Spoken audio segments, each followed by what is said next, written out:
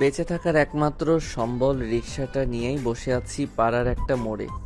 রাস্তায় তেমন কেউ নেই। কথাটা বলতে একটা ছেলে এলো। এই ছোট লোক যাবি? ছোট লোক কথাটা শুনেই একটু খারাপ লাগলো। আমি রিকশা চালক আর গরিব বলেই কি ছোট লোক? আপনারাই বলেন, মানবতা আজ কোথায় দাঁড়িয়ে? 1 কেজি দুঃখকে বাম পকেটে রেখে বললাম, যাব। কোথায় যাবেন ভাইয়া? তুই চল, আমি বলছি। আচ্ছা ভাইয়া, ঠিক আছে। তারপর আমি রিকশা চালানো শুরু করলাম। রিকশা চালাতে চালাতে রাস্তা ফুরিয়ে আসতেছে, অথচ আমার পরিচয়টা আপনাদের দেওয়ার কথা মনেই নেই। চলেন, এখন যেহেতু মনে পড়েই গেছে তাই বলেই দেই। আমি রাসেল, ক্লাস 5 পর্যন্ত পড়াশোনা করেছি। গরিব মানুষ, পেটের ভাত জোগাড় করতে পারি না, তাহলে লেখাপড়া কিভাবে করব বলেন? তাই আর পড়াশোনা করে ওঠা হয়নি। কারণ আমার বাবা মা মারা গেছে সেই 8 বছর আগে। তখন আমার বয়স মাত্র 11। সেই 11 বছর বয়স থেকে রিক্সা চালাই। এখন আমার বয়স 19। আমার একটা ছোট বোনও আছে। এখন সে 9ম শ্রেণীতে পড়ালেখা করে। বোনের পড়ালেখার খরচ আর নিজের খরচ, সংসার, সব কিছুর জন্য আজ আমি রিক্সা চালক। বাবার সম্পত্তি বলতে কিছুই নেই, আছে শুধু এই বাড়িটা আর এই রিক্সা, যেটা এখন আমার জীবন মরণের সাথী। অনেক তো ফটর ফটর করলাম, এবার চলুন গল্পে ফেরা যাক। এত সময় ধরে রিক্সা চালাচ্ছি, কিন্তু লোকটা কিছুই বলছে না কোথায় যাবে। প্রায় 25 মিনিট পর একটা বড় বাড়ির সামনে এসে, এই ছোট লোক, এখানে দাঁড়া। লোকটি যখন দাঁড়াতে বলল, আমি সেখানেই দাঁড়ালাম। তারপর লোকটি ভাড়ার টাকা দিয়ে চলে গেল। আমিও আর সেইখানে দাঁড়িয়ে সময় নষ্ট না করে আমার অন্য ভাড়ার উদ্দেশ্যে রওনা দিলাম। কিছু পথ আসতেই একটা মেয়ে দাঁড় করালো। বয়স আনুমানিক 14-15 হবে। সে আমার কাছে এসে বলল, ভাইয়া, আমাকে একটু স্কুলে দিয়ে আসেন। ওকে বোন, বসো। মেয়েটি বসার পর আমি স্কুলের দিকে রওনা দিলাম। প্রায় 15 মিনিট পর স্কুলে আসলাম। মেয়েটিকে নামিয়ে দিয়ে আবার অন্য ভাড়ার সন্ধানে গেলাম। আস্তে আস্তে দুপুর হয়ে গেল। দুপুর 1:35 আমি বাড়িতে আসলাম। এসে দেখি বোন আমার জন্য অপেক্ষা করছে। ও, আপনাদের তো বলাই হয়নি, আমার বোনের নাম বৃষ্টি। ভাইয়া, আমার পরশু এক্সাম, তাই 1000 টাকা লাগবে, না হলে স্যারেরা এক্সাম হলে ঢুকতে দেবে না। আমি তো রীতিমতো বৃষ্টির মুখে এক্সাম শব্দটা শুনতেই অবাক। এই বৃষ্টি, এই এক্সামটা আবার কি খায় না গায়ে মাখে? আরে গাধা, এক্সাম মানে হলো পরীক্ষা, আর 1000 টাকা না দিলে আমার পরীক্ষার হলে বসতে দিবে না। সেটা বলবি তো আগে। আমি তো মূর্খ একটা মানুষ, এক্সাম মানে বুঝি নাকি? ওই জন্যই কতবার বলেছি আমার কাছে প্রতিদিন পড়তে বসবি, কিন্তু কে শোনে কার কথা। আচ্ছা বাবা, হয়েছে। কালকে যখন রিক্সা নিয়ে বের হব তখন দিয়ে যাব। এখন যা, গোসল করে আয়, ভাত খাবি। অনেক ক্ষুধা লেগেছে তোর, জানি আমি। আচ্ছা যা, তুই ভাত বেড়ে রেডি কর, আমি গোসল করে এখনই আসতেছি। আর গামছাটা দে। তারপর বোন একটা গামছা এনে দিল। আমি চলে গেলাম কলের পাড়ে। ঝটপট গোসলটা সেরে নিলাম।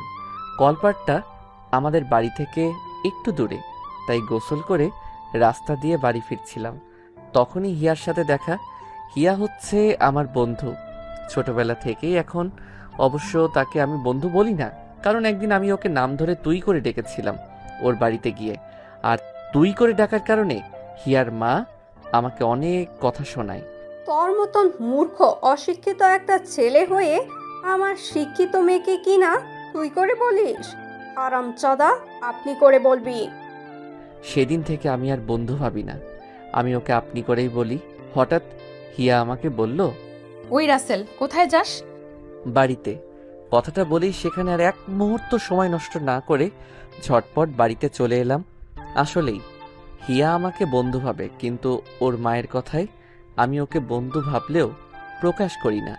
যাই হোক, বাড়িতে আসার পর শরীরটা গামছা দিয়ে ভালো করে মুছে নিলাম। তারপর রেডি হয়ে খেতে এলাম। বোন, খেতে দে তাড়াতাড়ি, অনেক ক্ষুধা পাইছে। ভাত তো বাড়াই আছে, বস, আমি আসছি। তুই এখনো খাসনি কেন? কতবার বলছি না আমার আসতে দেরি হয়, তুই আগে খেয়ে নিবি। তোকে ছাড়া কখনো খেয়েছি আমি? অভিমান ভরা কণ্ঠে বললাম। আচ্ছা হয়েছে, তাড়াতাড়ি বস, আমি আজ নিজ হাতে তোকে খাইয়ে দেব। তারপর আমি বোনকে আর বোন আমাকে খাইয়ে দিতে লাগলো। দুজনেরই চোখ দিয়ে জল বেরোচ্ছে। আমি মনে মনে ভাবছি, সবার বোনরা কত ভালো ভালো খাবার খায়। হুঁ, আমি এক হতভাগা ভাই, যে কিনা নিজের বোনকে একটু ভালো খাবারও দিতে পারি না। চোখের কোণে জল যেন সরছেই না। ওইদিকে বৃষ্টি ভাবছে, আজকে যদি আমার বাবা মাই পৃথিবীতে থাকতো, তাহলে আমার ভাইও অন্য সবার মতো অনেক পড়াশোনা করতে পারতো, এত কষ্ট করতে হতো না। হে আল্লাহ, এমন কেন করলে আমাদের সাথে? এই পাগলি বোন আমার, কান্না করছিস কেন? না ভাইয়া, এমনি, ও কিছু না, আসলে চোখে পোকা পড়েছে, তাই চোখে পানি। বোন, আমি সব বুঝি। আমি সবার মতো চাকরি করি না, তাই তোকে ভালো খেতেও পড়তে দিতে পারি না। কি করব বল? আমি তো আমার সাধ্য মতো চেষ্টা করি। কান্না করিস না বোন, আমি এবার থেকে আরো 2 ঘন্টা বেশি রিক্সা চালাবো। তবু তোর চোখের জল আমি সহ্য করতে পারবো না। একদম বেশি কথা বলবি না। আমি কি তোকে কখনো বলেছি যে আমি কষ্টে আছি? কখনো বলেছি বল? তা বলিসনি কিন্তু। কোনো কিন্তু নয়, যা তাড়াতাড়ি হাত মুখ ধুয়ে নে। আচ্ছা ঠিক আছে। তারপর হাত মুখ ধুয়ে নিলাম।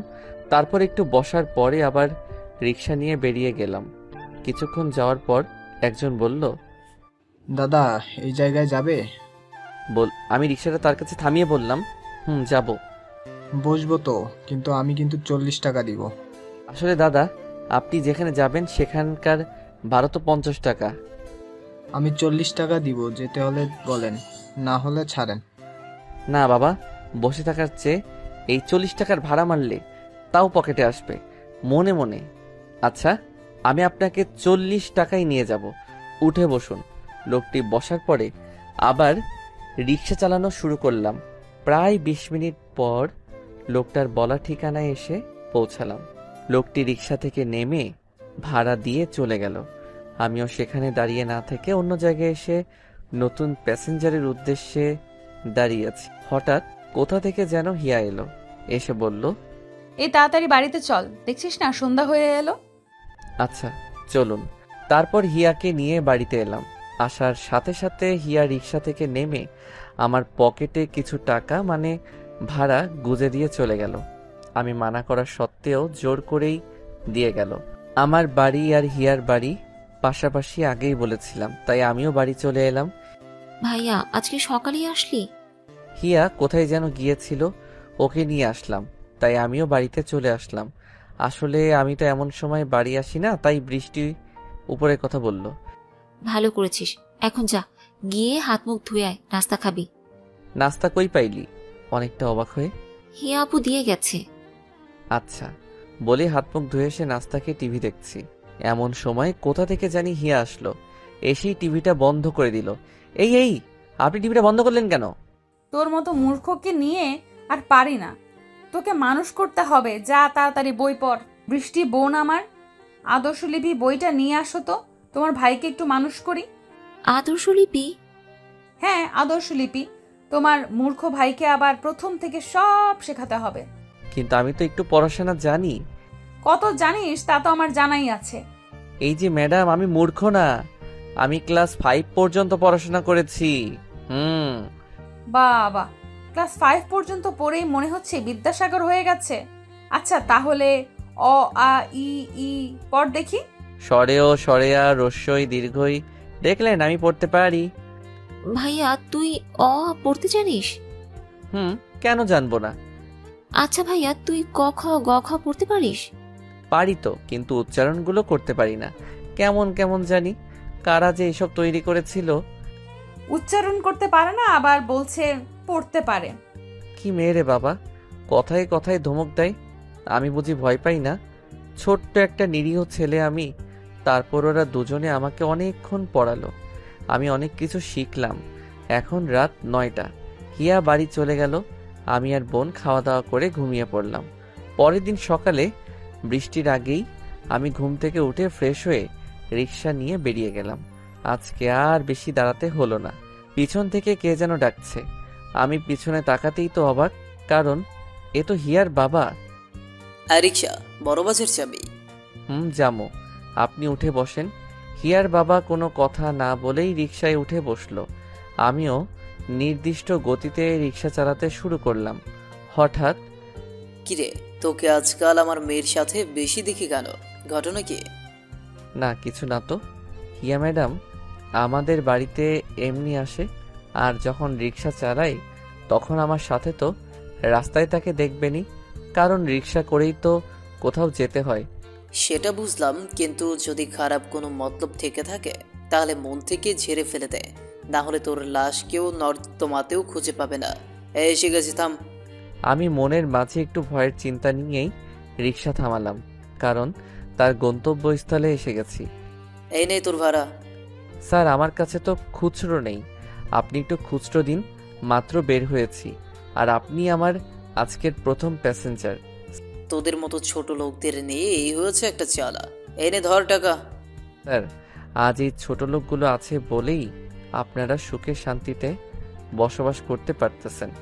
আমার মতো হাজারো রিক্সাওয়ালা আছে বলেই আপনারা বাইরে চলাচল করতে পারছেন। হিয়ার বাবা কিছু না বলেই হনহন করে চলে যায়। আমিও আর সেখানে দাঁড়িয়ে না থেকে আবার অন্য ভাড়ার খোঁজে চলে আসি।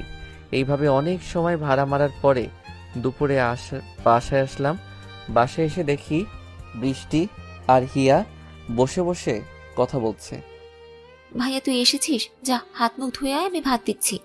আপু তুমিও আমাদের সাথে খাও, ভালো কিছু না হলেও শুটকি ভর্তা তো দিতে পারবো। বই পড়। শোন বৃষ্টি, আমার কাছে ওই শুটকি ভর্তাই অনেক দামি খাবার, বুঝলি? আমিও খাবো নে, রেডি কর। বৃষ্টির মুখে হাসি ফুটে ওঠে হিয়ার এমন মিষ্টি মন মাতানো কথা শুনে। আচ্ছা এসে বসো।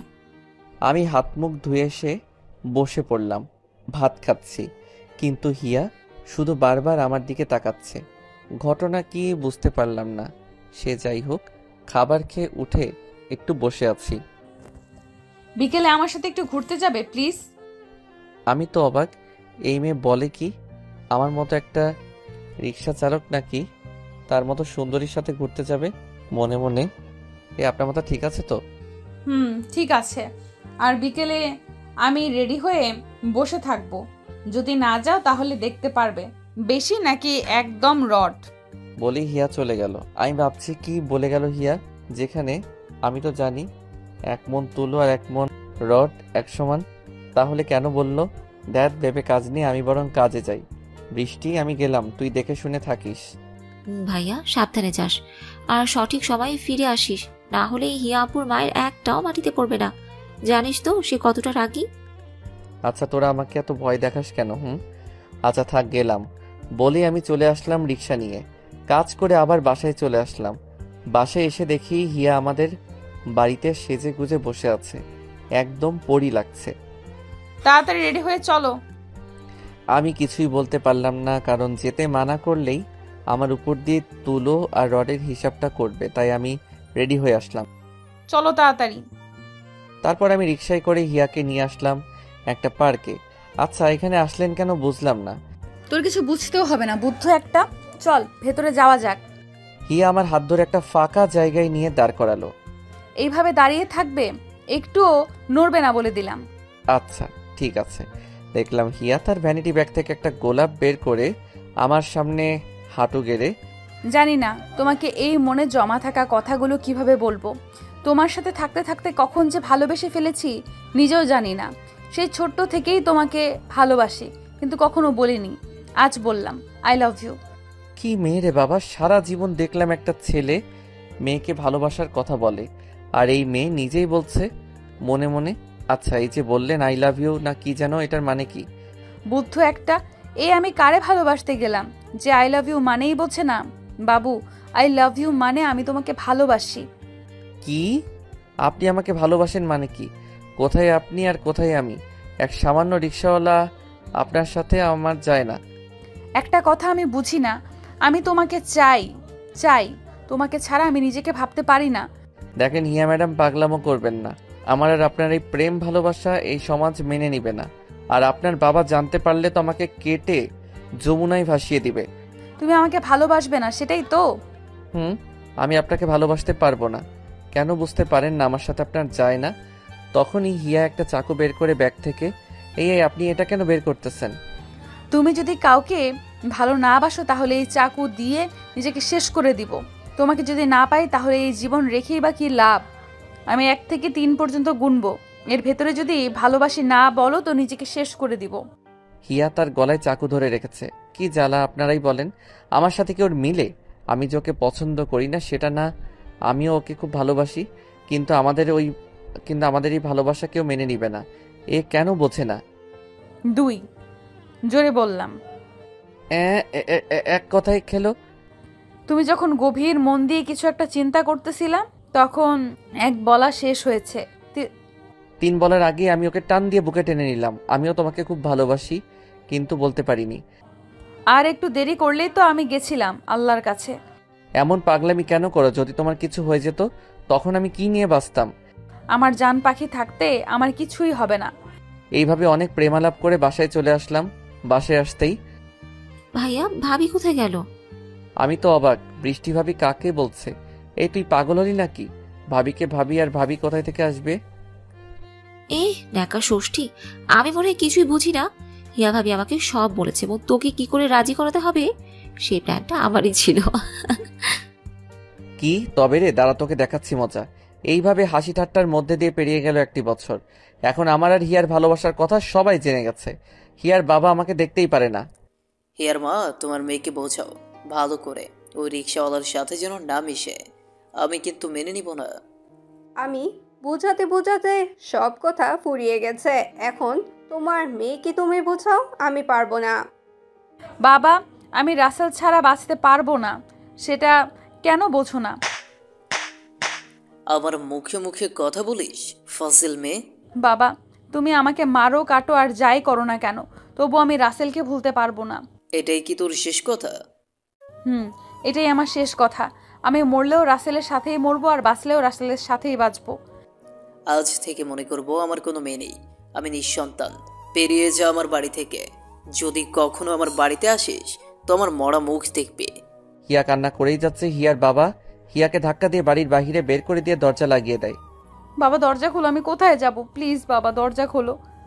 এইদিকে তুমি মেয়েটার সাথে এটা করতে পারলে, ও কোথায় যাবে? একদম কথা বলবে না, আর ভুলেও ওর সাথে যোগাযোগ করা তো দূরে থাক, ওর নামও মুখে আনবে না। হিয়া কথাগুলো স্পষ্ট শুনতে পেয়ে দরজার কাছ থেকে উঠে ধীরে ধীরে আমাদের বাড়িতে চলে আসে। আমি তখন মাত্র রিক্সা নিয়ে এসেছি। কি ব্যাপার হিয়া, তুমি কান্না করতেছো কেন? কি হয়েছে তোমার হিয়া? কিছুই বলছে না। বৃষ্টিও কথা শুনে বের হয়ে আসে। ভাবি, তুমি কান্না করছো কেন? আমাদের কথা বাবা জেনে গেছে। আমাকে মেরেছে তোমাকে ভুলে যেতে, কিন্তু আমি মরতে রাজি, তোমাকে ভুলতে নই। তার জন্য আমাকে বাড়ি থেকে বের করে দিছে। আমি যদি আর ফিরে যাই তাহলে তাদের মরা মুখ দেখতে হবে। হিয়ার কথা শুনে আমার মাথায় যেন আকাশ ভেঙে পড়ল। হিয়া দেখো, তারা তোমার উপরে রাগ করে বলেছে, চলো আমি তাদের বুঝিয়ে রেখে আসি। তুমি আমাকে এক্ষুনি বিয়ে করবে? কি বলছো এইসব? তোমার মাথা ঠিক আছে? বুঝেছি, সব ছেলেরাই এইরকমই, ভালোবাসবে ঠিকই কিন্তু বিয়ের করার কথা বললেই মেয়ের মাথা পাগল হয়ে গেছে। আচ্ছা, ভালো থেকো। ভাইয়া, কি হবে এখন? কোথায় যাচ্ছ তুমি? কোথায় যাব? এই জীবন রাখার তো কোনো উপায় নেই। হিয়া চলো কাজী অফিসে, আমি এখনই তোমাকে বিয়ে করব। হিয়ার মুখে হাসির রেখা ফুটে ওঠে। আমি আর হিয়া কাজী অফিসে গিয়ে বিয়ের কাজ সম্পূর্ণ করে বাসায় আসলাম। ভাইয়া, তোর এখানে বস, আমি আসছি। একটু পরে বৃষ্টি হাতে করে একটু চিনি এনে আমাকে আর হিয়াকে খাওয়াই দিল। কি করবে, ঘরে তো আর মিষ্টি নেই। বৃষ্টি, তোমার চোখে জল কেন? ভাবি, ওই দিন যদি আমি তোমাকে বুদ্ধি না দিতাম তাহলে তোমার জীবনে এমন অন্ধকার নেমে আসতো না। আরে পাগলি, কে বলেছে আমার জীবনে অন্ধকার? তুমি আর তোমার ভাই আমার জীবনে এলইডি লাইটের মতো, বুঝেছো? কখনোই অন্ধকার মনে হবে না। বৃষ্টি হিয়াকে জড়িয়ে ধরে কান্না করে দেয়। হিয়া বৃষ্টিকে অনেক কিছু বলে শান্ত করে। ভাইয়া, তুই তো প্রতিদিন বারান্দায় থাকিস, আমি রুমে থাকি। আমি বলি কি, তুই ভাবিকে নিয়ে রুমে থাক, আমি বারান্দায় থাকি। বৃষ্টির কথা শুনে আমার চোখ দিয়ে পানি চলে আসে। আজ আমার মা বাবা থাকলে হয়তো এইভাবে কথা বলতো। বইন, তুই ভাবলি কি করে আমার কলিজাকে বারান্দায় রেখে আমি রুমে থাকবো? এতটা পাষাণ হৃদয়ের মানুষ তোর ভাই না। তাহলে এখন কি হবে? একটাই রুম ঘরে। বৃষ্টি, তুমি আমাকে কি মনে করেছো? আমার একটুখানি খুশির জন্য তোমাকে দূরে ঠেলে দেব? এমন স্বার্থপর নই আমি। ভাবি, বোঝার চেষ্টা করো, আজকে তোমাদের বাসর রাত, আর এই রাত একটা নারীর জীবনে একবারই আসে। বৃষ্টি শোনো, বাসর রাত হয়তো জীবনে একবার আসে, কিন্তু স্বামী স্ত্রী চাইলে তাদের প্রতিটি রাত বাসর রাত হয়ে ওঠে, বুঝেছো? আমি আর তুমি ভেতরে থাকবো, আর তোমার মূর্খ ভাইকে বারান্দায়। কি আমাকে মূর্খ বলে অপমান করা হচ্ছে, তাই না? তুমি জানো না এখন আমি নিজের নাম পুরো লিখতে পারি? এই কথা শুনে হিয়া আর বৃষ্টি হাসতে শুরু করে। বৃষ্টি, শুনেছো? তোমার ভাই নিজের নাম পুরো লিখতে পেরে নিজেকে শিক্ষিত মনে করতেছে। ভাবি, আজ থেকে আমার আর তোমার মিশন এই গাধাটাকে মানুষ করে তোলা। ঠিক বলেছো। আগে কিছু করতে পারিনি, এখন না পারলে চামড়া তুলে নেব। এইভাবে অনেক কথা বলে রাতে ঘুমিয়ে পড়ি। আজকে আমার বাসর রাত কিভাবে কাটলো সেটা আপনাদের কিন্তু অজানা নয়। দোয়া করি আল্লাহ এমন বাসর রাত যেন কারো জীবনে না দেয়, যেই রাতে স্বামী এক জায়গায় আর বউ অন্য জায়গায়। সকালে আমার আগেই ঘুম ভেঙে যায় হিয়ার বৃষ্টির। আমাকে না ডেকে তার ফ্রেশ হয়ে নাস্তা তৈরি করে যা বাজার আনা ছিল তাই দিয়ে। বৃষ্টি, তুমি রান্না করো, আমি বরং তোমার নবাব ভাইকে একটু জাগিয়ে আসি। যাও ভাবি। তখন হিয়া এসে দেখে আমি এখনো গভীর ঘুমে। হিয়া এসে আমার কপালে একটা ভালোবাসার পরশ এঁকে দেয়। পাগলটা কি ভাবে ঘুমাচ্ছে দেখো, মনে হচ্ছে কোনো চিন্তা নেই, একদম ইনোসেন্ট একটা বাচ্চা। এই বৃষ্টির ভাই, ওঠো, অনেক বেলা হয়ে গেছে। আমি হিয়ার ডাক শুনে একটু একটু করে চোখ মিলে দেখি হিয়া আমার সামনে দাঁড়িয়ে আছে। কি বলেন আপনারা? হিয়ার সাথে একটু মজা করাই যাক। হাজার হলেও একটা মাত্র আদরের বউ আমার। আমি হিয়ার হাত ধরে টান দিলাম, সোজা হিয়া আমার উপর এসে পড়ল। এই, তোমার মনে কি শয়তানি বুদ্ধি উদয় হলো নাকি? সকাল সকাল কি শুরু করেছো? এমন কারো কোনো রাতে তো আমার প্রাপ্য আদর থেকে দূরে রেখেছিলে, এখন তো একটু আদর দাও। আমি হিয়ার মুখের দিকে মুখ নিতে নিতে বললাম, এই একদম দুষ্টুমি না। বৃষ্টি যখন তখন আসতে পারে।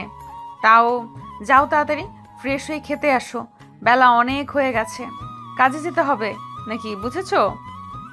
গালে ও কপালে একটা ভালোবাসার পরশ এঁকে দিয়ে চলে গেল।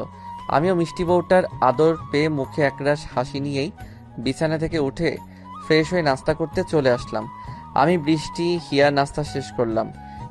এই শোনো, আজকে আসার সময় একটু ভালো কিছু বাজার করে এনো। হিয়ার কথা শুনে আমার চোখ দিয়ে জল বেরিয়ে আসে। আমি এমনই এক হতভাগা স্বামী যে বউ কোনো আবদার পূরণ করতে পারবো না। কি করে ভালো কিছু আনবো বলো? সামান্য কিছু টাকা ইনকাম, তার থেকে সংসারের খরচ, বৃষ্টির পড়াশোনার দায়িত্ব, আবার আজ থেকে তোমার দায়িত্ব। কিছু মনে করো না, আমি আজকে থেকে একটু বেশি কাজ করব। আমার কথা শুনে হিয়া আমাকে জড়িয়ে ধরলো, শোনো, চোখে তোমার পানি। এত কষ্ট করতে হবে না, আর আমি পড়াশোনা করব না, এত খরচ বহন করতে পারবে না তুমি। হিয়া, তুমি কি চাও তোমার বাবা তোমাকে বলুক তুমি এমন ছেলেকে বিয়ে করলে যে তোমার পড়াশোনা করাতেই পারলো না? আমি সেটা চাই না। আমার শরীরে রক্ত বিক্রি করে হলেও তোমার পড়াশোনার খরচ চালাবো। আমি মনে হয় আগের জন্মে ভালো কোনো কাজ করেছিলাম, যার জন্য তোমার মতো ভালো মনের একজন মানুষ জীবন সঙ্গী হিসেবে পেয়েছি। চোখ মুছতে মুছতে বললাম। আমি হিয়ার চোখের পানি মুছে দিয়ে কপালে একটা ভালোবাসার পরশ দিয়ে বৃষ্টিকে বলে রিক্সা নিয়ে বেরিয়ে আসলাম। মনের মধ্যে একটাই চিন্তা, কি করে আজকে একটু ভালো কিছু বাজার করে নিয়ে যেতে পারি। এইসব ভাবছি তখনই সেদিনের লোকটি। এই যে রিক্সাওয়ালা, ওইখানে যাবা? আমি কিন্তু 200 টাকা ভাড়া দিব, বেশি দিতে পারবো না। চলেন। তারপর আমি বস্তাটা তুলে লোকটার কথা মতো তার গন্তব্যস্থলে রেখে আসলাম। পুরো 200 টাকাই দিল। এইভাবে সারাদিন অনেক ভাড়া মারলাম। দুপুরে দোকান থেকে কিছু খেয়ে নিলাম। আল্লাহর রহমতে ভালোই ইনকাম হলো আজকে। রাতে বাসায় আসলাম, কিছু বাজার করে ভালো কিছু তো কিনতে পারিনি, তাও যতটা পেরেছি ততটা এনেছি। এই, তুমি আজকে দুপুরে আসলে না কেন? জানো আমার কত চিন্তা হচ্ছিল তোমার জন্য। আরে পাগলি, কান্না করো কেন? আজকে একটু কাজের চাপ বেশি ছিল তাই আসিনি। তাই বলে খাবার খাওয়ার জন্য আসবে না? জানো তোমার বোন কিছু খাইতে চায়নি তুমি ছাড়া। আর বলো না, ও আমাকে ছাড়া খায় না। কেন খাবো? তুই জানিস না, তোর মুখে খাবার না দিয়ে আমি কখনোই খাই না। হয়েছে, এখন যাও জলদি এসব রান্না করো, আজকে মজা করে খাবো সবাই মিলে।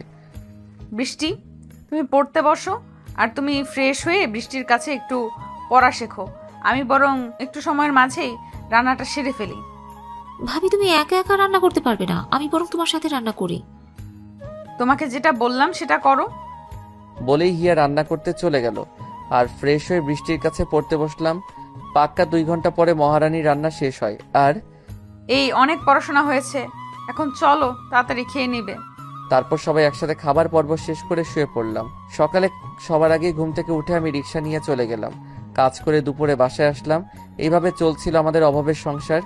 একদিন রাতে বললাম আমি আর পড়াশোনা করব না, কিন্তু তুমি তো আমার কথা শুনলে না। এখন কালকে 2000 টাকা পরীক্ষার জন্য জমা দিতে হবে। কোথায় পাবে? শোনো, আল্লাহর উপরে ভরসা রাখো, সব হয়ে যাবে। আল্লাহ চাইলে কিছুই ঠেকে থাকে না। আমি বলি কি, যদি বাড়িতে একটু যোগাযোগ করে দেখতাম। দেখো, তারা তোমাকে শুধু অপমানই করবে, তাছাড়া কিছুই না। আর তারা তো বলেই দিছে তুমি তাদের সামনে গেলে মরা মুখ দেখতে হবে। আমি সকালে টাকা দিবনি। কোথায় পাবে এত টাকা? একটা না একটা ব্যবস্থা হয়ে যাবে। তুমি যাও, শুয়ে পড়ো চিন্তা না করে। তারপর হিয়া আমার ঠোঁটে একটা কিস করে চলে যায় ঘুমাতে। কিন্তু আমার ঘুম ধরছে না।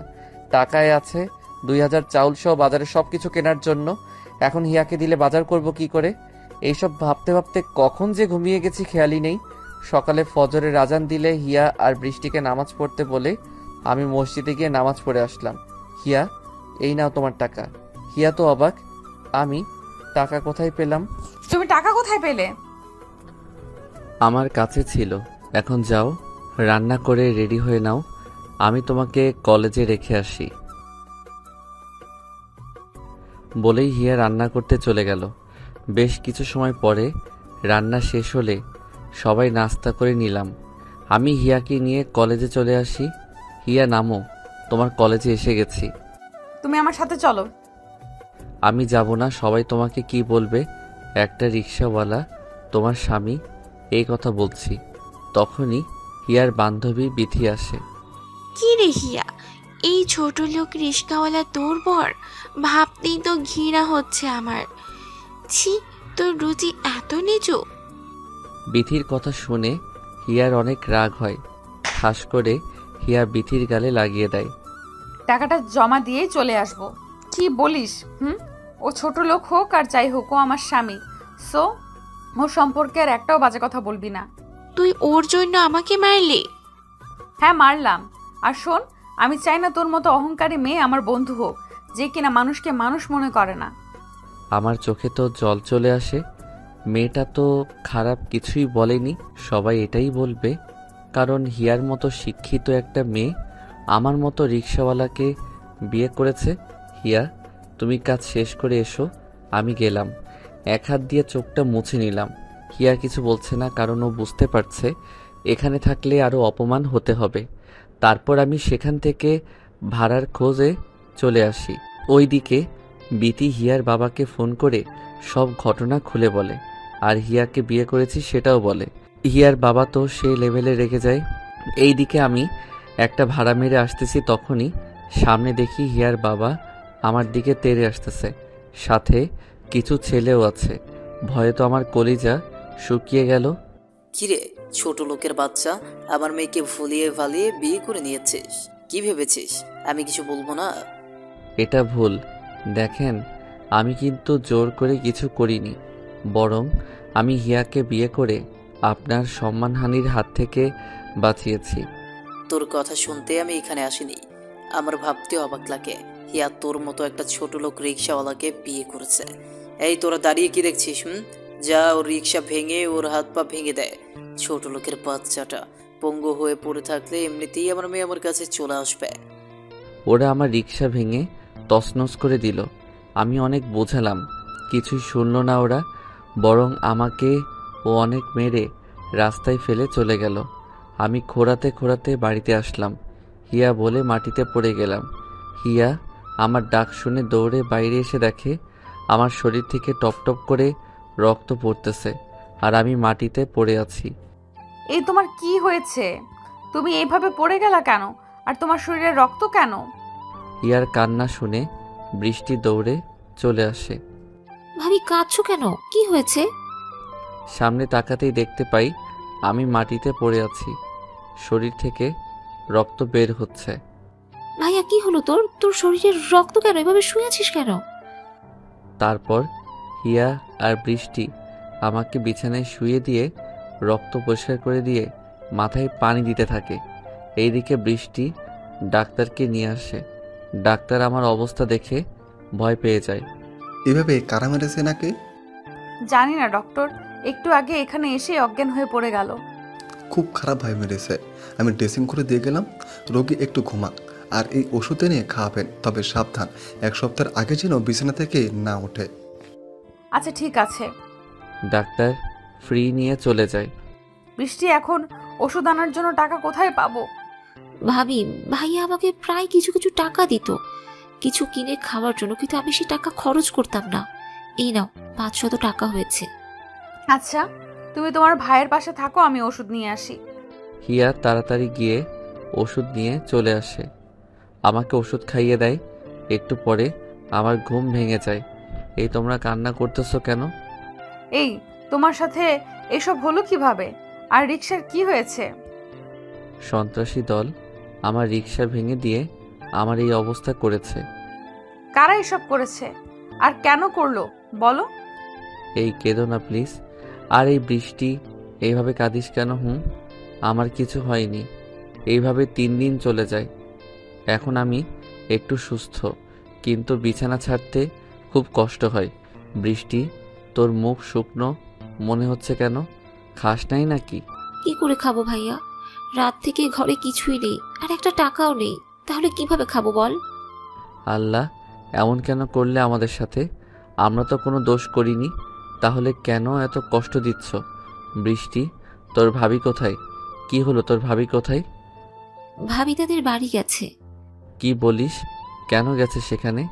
তারা আমাদের কোনো উপকার করবে না কেন? বোঝে না হিয়া, কেন বোঝে না? হিয়ার বাবাই আমার এই অবস্থা করেছে লোক দিয়ে। হিয়া তখন দরজায় দাঁড়িয়ে আমার কথা শুনতে পায়। কি, আমার বাবা তোমার সাথে এসব করেছে? তুমি কখন এলে? আমাকে ক্ষমা করে দিও, আমার জন্যই তোমার আজ এই অবস্থা। এসব কি বলছো? এইগুলো তো আমার ভাগ্যে লেখা ছিল। তা তুমি নাকি তোমাদের বাড়িতে গেছিলা? চোখের জলটা মুছে নরম সুরে বললাম, কেঁদো না। আমি জানি তারা তোমার সাথে কি ব্যবহার করেছে। আল্লাহর উপর আস্থা রাখো, সব ঠিক হবে। কি ব্যাপার, উঠছো কেন তুমি? দেখি খাবারের যদি কোনো ব্যবস্থা করতে পারি। দেখছো না বৃষ্টির মুখটা শুকিয়ে গেছে। ভাইয়া, তোর কোথাও যেতে হবে না, তুই আরো অসুস্থ হয়ে পড়বি। তাহলে কি আমি এইভাবে শুয়ে শুয়ে তোদের কষ্ট দেখব? বল। তোমার কিচ্ছু করতে হবে না। আমার স্কলারশিপের টাকা দিয়েই চেন আর দুল বানিয়েছিলাম। এটা বিক্রি করে যা পাবো সেটা দিয়েই কিছুদিন চলে যাবে। না, তোমার জিনিস বিক্রি করতে হবে না, ওটা তোমার শখের জিনিস। না খেয়ে ধীরে ধীরে মৃত্যুর দুয়ারে পৌঁছে যাচ্ছি, আর তুমি শখ নিয়ে পড়ে আছো। হিয়া আর কোনো কথা না শুনেই চলে যায়। আমার চোখে যে আজ বাধা মানছে না, এমনই এক হতভাগা স্বামী আমি। ছি, ধিক্কার জানাই এই জিন্দেগিকে। কিছু সময় পরে হিয়া বাজারেও ওষুধ নিয়ে চলে আসে। এইভাবে চলে যায় আরও 3 দিন। এখন আমি সুস্থ, কিন্তু কাজ করার মতো শক্তি এখনো আসেনি। এইদিকে হিয়ার গহনা বিক্রির টাকাও শেষ। এখন কিভাবে চলবো? সব কিছু তো শেষ হয়ে গেছে। এখন থেকে এক মুঠ চাউলও হাড়িতে নেই। আমি যে দেখি কিছু একটা ব্যবস্থা করতে পারি নাকি। তুমি এই দুর্বল শরীর নিয়ে রাস্তায় গিয়ে একটা অ্যাক্সিডেন্ট করে বসো, তখন ভালো হবে। তাহলে এখন কি হবে সেইটা বলো। এইভাবে তোমাদের কষ্ট দেখতে আর আমার ভালো লাগছে না। কি করব কিছুই বুঝতে পারছি না। 5টা টিউশনি নিয়েছি, সেখান থেকে অগ্রিম টাকা আনা শেষ। আমি বলি কি, এইভাবে তোমাদের কষ্ট দেখার থেকে আমাকে একটু বিষ এনে দাও, খেয়ে মরে যাই। তাহলে আর কষ্ট দেখতেও হবে না, আর কষ্ট পেতেও হবে না। তুমি না হয় বিষ খেয়ে মারা যাবা, কিন্তু আমাদের কি হবে বলো? খুব তো বলতে, আল্লাহর উপর ভরসা করো, আজ নিজেই ভেঙে পড়েছো। শোনো, আল্লাহ আমাদের জন্য কোনো না কোনো একটা রাস্তা ঠিকই রেখেছে বেঁচে থাকার জন্য। এসব বলতেছে আর ঘরের পুরাতন সব কিছু গোছাচ্ছে। ঠিক তখনই একটা বড় মাটির পাত্র দেখতে পাই, যার মুখ আটকানো। আচ্ছা, এখানে এটা পাত্রের মতো মুখ আটকানো, এটা কি? ওইটা তুমি ধরবে না বলে দিলাম। বৃষ্টি, তোমার ভাই এটা ধরতে মানা করতেছে। কি এমন আছে যে আমি ধরতে পারবো না শুনি? ভাবি, আমি যখন ক্লাস 1-এ পড়ি তখন থেকেই দেখি ভাইয়া ওই হাড়িতে প্রতিদিন কাজ থেকে এসে টাকা জমা রাখে, কিন্তু আমাকেও ধরতে দেয়নি। কি বলো এসব? হুম, বৃষ্টি ঠিকই বলেছে। আমি বৃষ্টির বিয়ের জন্য টাকা জমা করি।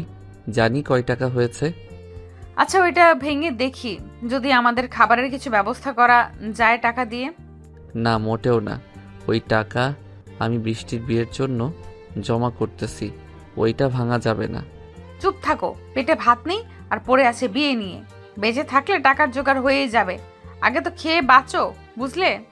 তখন হিয়া বৃষ্টিকে সাথে করে মাটি থেকে ওই হাঁড়িটা তুলে ভেঙে অবাক হয়ে যায়।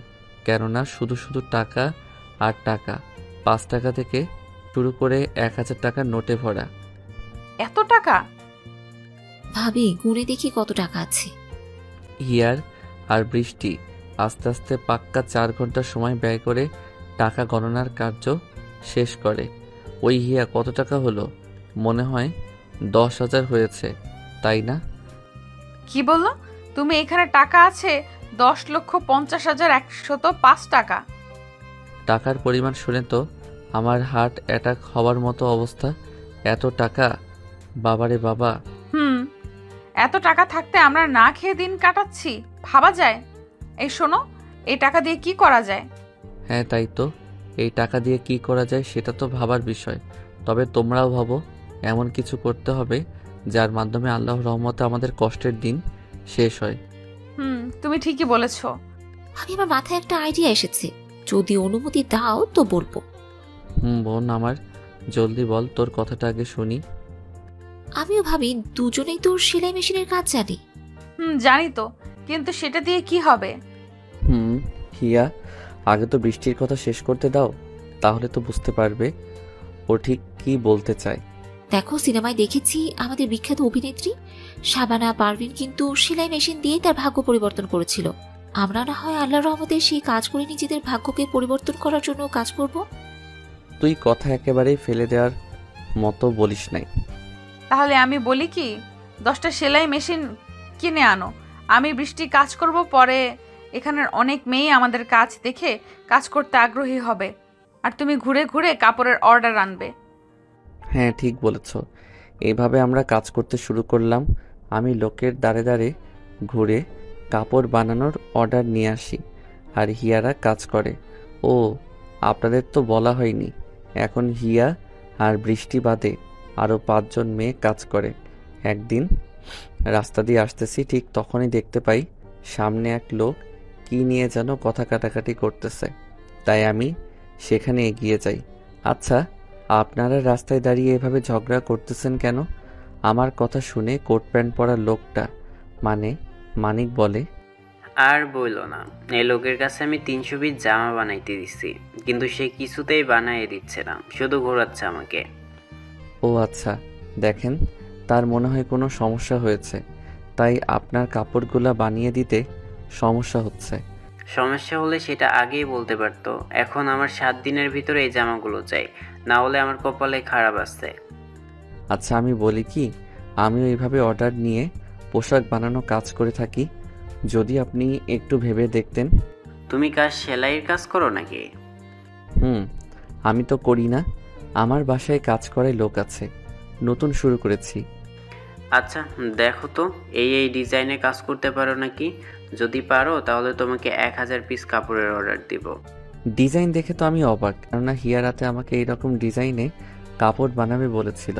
হ্যাঁ, আমি এই কাজ করতে পারবো। আর যদি কাজ ভালো দেখাতে পারো তাহলে আরও বেশি বেশি কাজ আমি তোমাকে এনে দিব। আমি তোমাকে প্রতিটা ড্রেসের জন্য 520 টাকা করে দিব।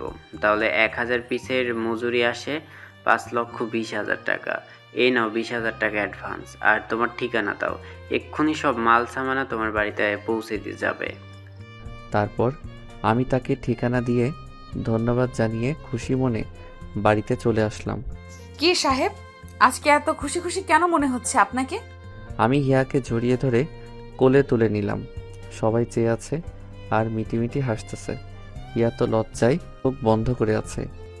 এই, তুমি কি লজ্জা শরমের মাথা খাইছো নাকি? দেখছো না সবাই ফ্রিতে বাংলা সিনেমা দেখতেছে? হিয়া, জানো আমি আজকে অনেক অনেক খুশি। ভাইয়া, এত খুশির কারণ কি সেটা তো বল আগে। আজকে 1000 পিস কাজের অর্ডার পেয়েছি। 10 দিনে ডেলিভারি দিতে হবে। 20,000 টাকা অ্যাডভান্সও দিছে। কি সত্যি? হুম। আর মজার বিষয় হলো, কাল রাতে তুমি যেই রকম ডিজাইন বলেছো, এই কাজটা সেই রকমেরই ডিজাইন। তাহলে তো আরো ভালো হবে। কিছু সময় পরে সব মালসামানা দিয়ে কাজ বুঝিয়ে চলে গেল তারা। আমিও সবাইকে কাজ বুঝিয়ে দিলাম। কাজ চলছে দ্রুত গতিতে, সবাই নিজের মতো করে কাজ করতেছে। 9 দিন পরে সকালে আমি ঠিকমতো কাজ করতে পারবো। আজকে তো কাপড় ডেলিভারি দিতে হবে, কিন্তু সবগুলো তো শেষ করতে পারলাম না। সারাদিন করলেও 100 পিস থেকেই যাবে। আরে তুই কোনো চিন্তা করিও না, আজকে সবাই যদি একটু বেশি কাজ করে তাহলে সব হয়ে যাবে। মন দিয়ে কাজ করো। ভাইয়া ঠিক বলেছে ভাবি, আমরা কিছু সময় বেশি কাজ করলে সব শেষ করতে পারবো। আজকে সবার পারিশ্রমিক একটু বেশি দিবে। সবাই বলল তারা কাজ করবে, কেন এই কাজের মাধ্যমেই কারো পড়ার খরচ বা সংসারের খরচ চলে। সবাই অনেক পরিশ্রম করে, রাত 9টার মধ্যে সব কাজ শেষ করলো। সব জামা একসাথে করে আমি সকালে গাড়ি দিয়ে ডেলিভারি দিতে চাই। আরে রাসেল, তুমি 10 দিনে সব কাজ শেষ করেছো? হুম, অনেক কষ্ট করতে হয়েছে সবাইকে, খুব খাটিয়েছি তাদের, শুধুমাত্র আপনার এই অর্ডারের কাজটা সম্পূর্ণ করতে। শুনে খুবই খুশি হলাম, আর কাজগুলো খুবই নিখুঁতভাবে করেছো। এই নাও তোমার বাকি টাকাটা, আর আরও 10,000 পিস অর্ডার নিয়ে যাও। তোমার কোনো সমস্যা হবে না তো শেষ করতে? না, তা হবে কেন? এই অর্ডার পেলে আমি মেশিন আরও বাড়াতে পারবো, যার মাধ্যমে আরও মানুষের কর্মের ব্যবস্থা হবে। দোয়া করি জীবন অনেক বড় হও, সততার সাথে কাজ করো। আমার সাপোর্ট তোমার জন্য সব সময় আছে। ধন্যবাদ আপনাকে।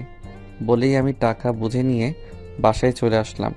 এইভাবে দেখতে দেখতে 2টি বছর পার হয়ে যায়। সময়ের সাথে সাথে আমাদের ব্যবসাও বড় হতে লাগলো। এখন অনেক জায়গা থেকে কাজের অর্ডার আসে, আর ঘুরে ঘুরে অর্ডার খুঁজতে হয় না। এখন আর সেই 10টি মেশিন নেই, আছে হাজার হাজার মেশিন। জমি কিনে ফ্যাক্টরি খুলেছি, বাজারে কাপড়ের দোকান আছে 10টা, নতুন বাড়ি করেছি। এইভাবেই আমাদের ভাগ্যের চাকা পরিবর্তন হতে হতে পার হয়ে যায় আরও 2টি বছর। এখন আমাদের কোনো কিছুর অভাব নেই। একসময় যেই ছেলেকে বিয়ে করার জন্য হিয়ার সবার থেকে কথা শুনতো, আজকে তারাই হিয়াকে বলে হিয়ার মতো কপাল কারো হয় না। এই আপনাদের তো বলা হয়নি, এখন বৃষ্টি আর হিয়া কোনো কাজ করে না। বৃষ্টি পড়াশোনা করতেছে আর হিয়া আমার সাথে ব্যবসা দেখে, কারণ আপনারা তো জানেনই আমি পড়ালেখা জানি না। এই চলো না, আজকে একটু শপিং থেকে ঘুরে আসি। আজকে তো আর অফিসে যেতে হবে না, আর কালকে বৃষ্টিও আসবে। কয়েকদিনের জন্য নাকি কলেজ বন্ধ। ও আচ্ছা, চলো, তুমি রেডি হয়ে আসো, আমি গাড়িতে বসে আছি, কেমন? যথা আজ্ঞা মহারাজা। তারপরে আমি গিয়ে বাড়িতে বসে হিয়ার জন্য অপেক্ষা করতে লাগলাম। জানেনই তো পরীক্ষা কত সময় শেষ হবে সেটা বলা সম্ভব, কিন্তু একটা মেয়ের সাজতে কত সময় লাগবে সেটা বলে শুধু মুশকিল না, বরং না মুমকিনও বটে। অনেকটা সময় পরে দেখতে পারলাম আমার সামনে একটা কালো পরী আসলো। বুঝলেন না তো? চলেন বুঝিয়ে বলি।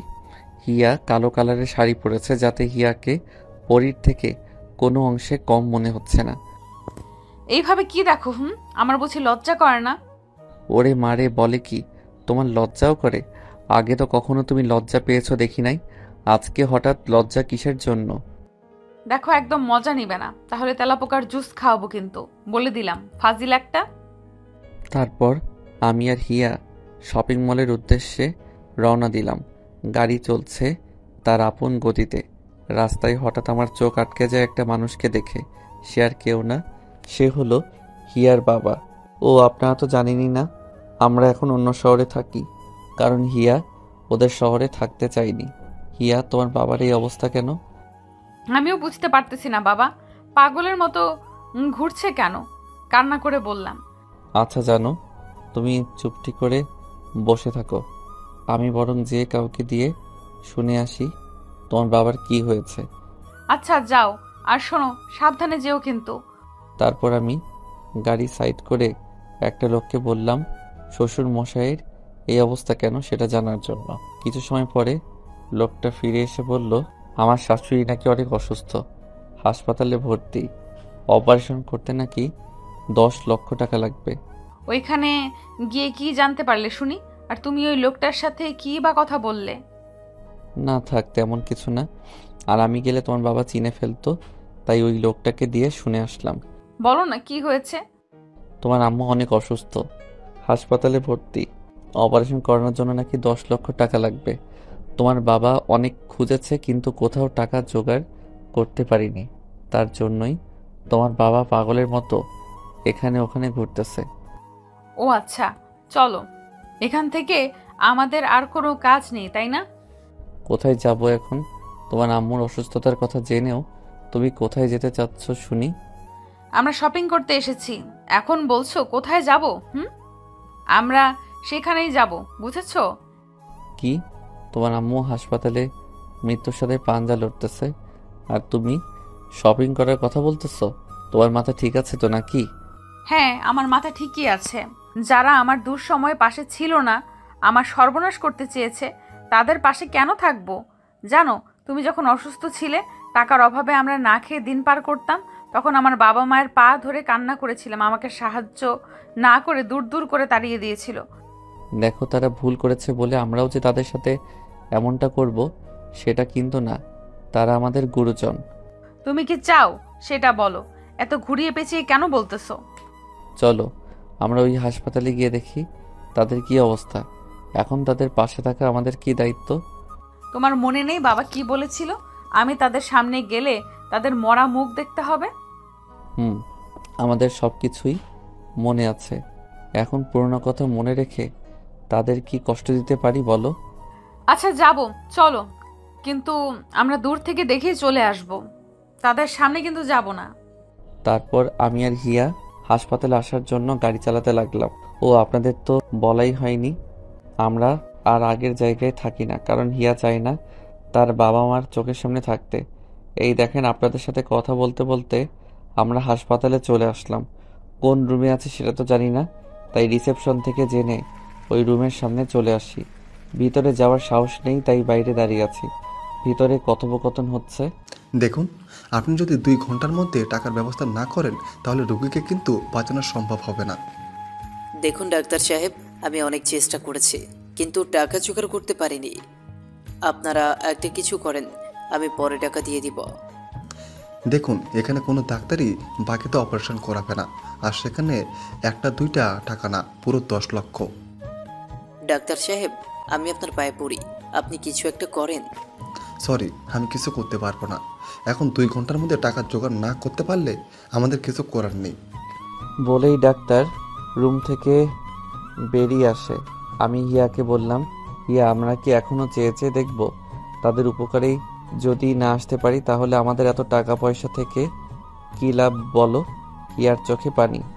তুমি একটা কিছু করো, এইভাবে তো টাকার অভাবে আম্মুর কিছু হতে দিতে পারে না। আচ্ছা, তুমি এখানে থাকো, আমি ডাক্তারের সাথে কথা বলে দেখি কি করা যায়। আচ্ছা যাও, আমি এখানে তোমার জন্য অপেক্ষা করতেছি। তারপর আমি সেই ডাক্তারের কাছে চলে আসলাম। আসসালামু আলাইকুম ডাক্তার সাহেব, ভিতরে আসতে পারি? ওয়ালাইকুম আসসালাম। আসেন, কি সাহায্য করতে পারি আপনার জন্য বলেন। ডাক্তার সাহেব, আপনি এখন যেই রোগীর রুম থেকে আসলেন তার চিকিৎসার জন্য পুরো 10 লক্ষ টাকাই আমি দিতে চাই। আপনি এতগুলো টাকা কেন দিবেন? আপনি তাদের কি হন আমি কি জানতে পারি? ডাক্তার সাহেব, এটা জানার সময় এখন না, আপনি পরে জানতে পারবেন। আচ্ছা ঠিক আছে, আপনি টাকা জমা দিন, আমি অপারেশনের ব্যবস্থা করছি। এমনিতেই এটা অনেক রেয়ার একটা অপারেশন। আচ্ছা ঠিক আছে, আমি এখনই টাকা জমা দিচ্ছি, কিন্তু আমি যে টাকা দিচ্ছি সেটা যেন তারা জানতে না পারে। আচ্ছা ঠিক আছে, কিন্তু আপনার পরিচয়টা জানতে পারলে কিন্তু অনেক খুশি হতাম। বললাম না পরে বলবো, আগে অপারেশনের ব্যবস্থা করেন। তারপর আমি সব টাকা জমা করে হিয়ার কাছে চলে আসলাম। হিয়ার সব ব্যবস্থা করেছি, একটু পরেই অপারেশন হবে। ও, তাহলে এখন চলো বাড়িতে চলে যাই, এখানে থেকে শুধু শুধু কষ্টই হবে, কাছে তো আর যেতে পারবো না।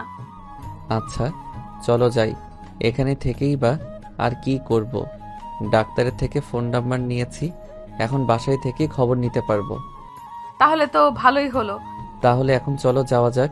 এইদিকে আমরা কথা বলছি রুমের সামনে অনেকটা সময় ধরে, তাই হিয়ার বাবা, এই ওখানে কে আছেন?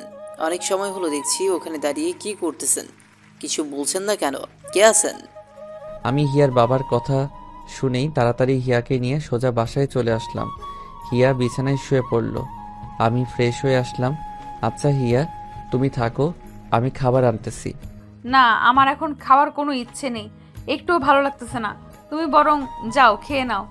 আমি আর কিছু না বলে নিচে এসে খাবার নিয়ে আবার রুমে চলে আসলাম। হিয়া, উঠে বসো, হা কর, আমি খাইয়ে দেই। আমি খাবো না, তুমি খাও, আমার খেতে একদমই ভালো লাগতেছে না। তুমি না খেলে আমিও একটু খাবো না।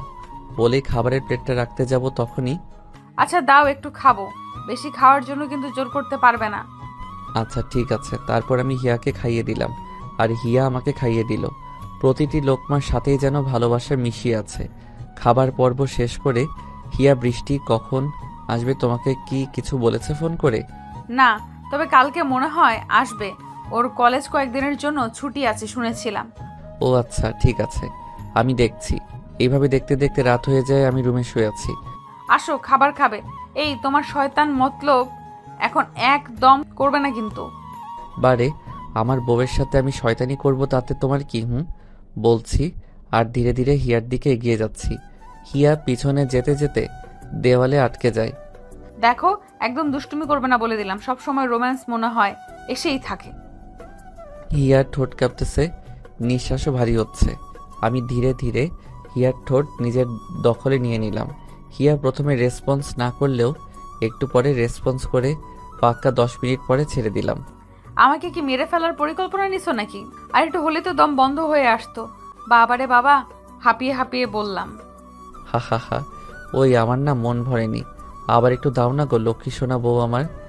বুঝেছি, তোমার জন্য ইঁদুরের স্যুপ টিকটিকি দিয়ে সবজির সাথে ভাজি আর তেলাপোকার জুস খাওয়াতে হবে, না হলে দুষ্টুমি যাবে না। ছি ছি, এইসব খাবারের রেসিপি তুমি কোথায় পাইছো? শুনেই আমার ঘৃণা আসতেছে। তাড়াতাড়ি আসো, খাবার ঠান্ডা হয়ে যাবে। তারপর আমি আর হিয়া নিচে চলে আসলাম। আমি খাবার নিয়ে নাড়াচাড়া করতেছি, কিন্তু একটু খাচ্ছি না, সেটা হিয়া খেয়াল করে। ওই, তোমার কি ভূতে ধরলো নাকি? খাবার না খেয়ে এইভাবে বসে বসে খাবার নাড়াচাড়া কেন করতেছো? আমার না খেতে মন চাচ্ছে না, কেন জানি। আচ্ছা তুমি খাও, অভিমান ভরা কণ্ঠে বললাম। শোনো, বললেই তো পারো আমার হাতে খেতে চাও, তা না করে এমন করছো কেন? বুঝতেই যখন পারছো তখন না খাইয়ে দিয়ে বসে আছো কেন? তারপর হিয়া আমাকে তুলে খাওয়াই দেয় আর আমিও হিয়াকে খাওয়াই দিলাম। খাবার পর্ব শেষ করে এসে ঘুমিয়ে পড়লাম। সকালে হিয়ার ডাকে ঘুম ভাঙে। কি ব্যাপার মহারাজা, আজকে এখনো যে ঘুম থেকে যে উঠেছেন? অফিসে কখন যাবেন? উঠো তাড়াতাড়ি, আর ডাক্তারকে ফোন করে আম্মুর অবস্থা জানো, না হলে ইঁদুরের স্যুপ তোমার জন্য সকালের নাস্তা। ছি ছি, কী সব বলো, শুনেই ঘৃণা করে। তারপর আমি ঘুম থেকে উঠে ফ্রেশ হয়ে ডাক্তারকে ফোন দিলাম। রিং হচ্ছে। হ্যালো ডাক্তার সাহেব, কেমন আছেন? ভালো আছি, আপনি কেমন আছেন? আমিও ভালো আছি। তা অপারেশন কি ভালোভাবেই হয়েছে? আর রোগীর অবস্থা এখন কেমন? অপারেশন খুবই ভালো হয়েছে, আর রোগী এখন সুস্থ। কিছুদিন রেস্ট নিলেই সুস্থ হয়ে যাবে। আচ্ছা ঠিক আছে, আমি আসবনি আপনার সাথে দেখা করতে। বলেই ফোন রেখে নাস্তা করতে চলে আসলাম। হিয়া আম্মু এখন সুস্থ আছে, আর সপ্তাহখানেক রেস্ট নিলেই সব ঠিক হয়ে যাবে। ও আচ্ছা, এখন আসো, তাড়াতাড়ি নাস্তা করে নাও, অফিসের দেরি হয়ে যাচ্ছে। তারপর নাস্তা শেষ করে আমি আর হিয়া রেডি হয়ে অফিসে যাওয়ার জন্য বের হয়েছি। তখনই ভাইয়া আমি আসলাম, আর তোরা বাড়ি থেকে চলে যাচ্ছিস? আরে বৃষ্টি, কেমন আছো? আর আমরা অফিসে যাচ্ছিলাম। আমি ভালো আছি ভাবি, তোমরা কেমন আছো? ওই শাকচুন্নি তোর ফোনে কতবার কল দিলাম, শুধু একটা কথা ছাড়া কিছু বলে না। আপনি যে নাম্বারে কল করেছেন সেই নাম্বারটা এখন বন্ধ আছে, কৃপয়া একটু পরে আবার চেষ্টা করুন, ধন্যবাদ। ভাই আমার ফোনে চার্জ নেই, তাই ডেড হয়ে গেছে। আচ্ছা, বৃষ্টি যখন আসলো তখন হিয়া তুমি অফিসে যাইও না, আমি বরং অফিস থেকে ঘুরে আসি। যাও, আর কোনো সমস্যা হলে অবশ্যই আমাকে জানাবে, আমি সমস্যার সমাধান করে দিব। আচ্ছা ঠিক আছে, বৃষ্টি থাক, আমি একটু পরেই আসতেছি। বলেই আমি গাড়ি নিয়ে চলে আসলাম। এই ড্রাইভার, এদিকে কোথায় যাচ্ছ? অফিস তো এই দিকেই, আর আমি তো ঠিক রাস্তায় যাচ্ছি। আরে আমি হাসপাতালে যাব, তুমি হাসপাতালের দিকে যাও। তবে তোমার ম্যাডাম যেন জানতে না পারে যে আমি হাসপাতালে এসেছি। আচ্ছা স্যার, আমি বলবো না, আপনি কোনো চিন্তা করিয়েন না। তারপর আমি হাসপাতালে চলে আসলাম। এসেই ডাক্তারের রুমে গেলাম।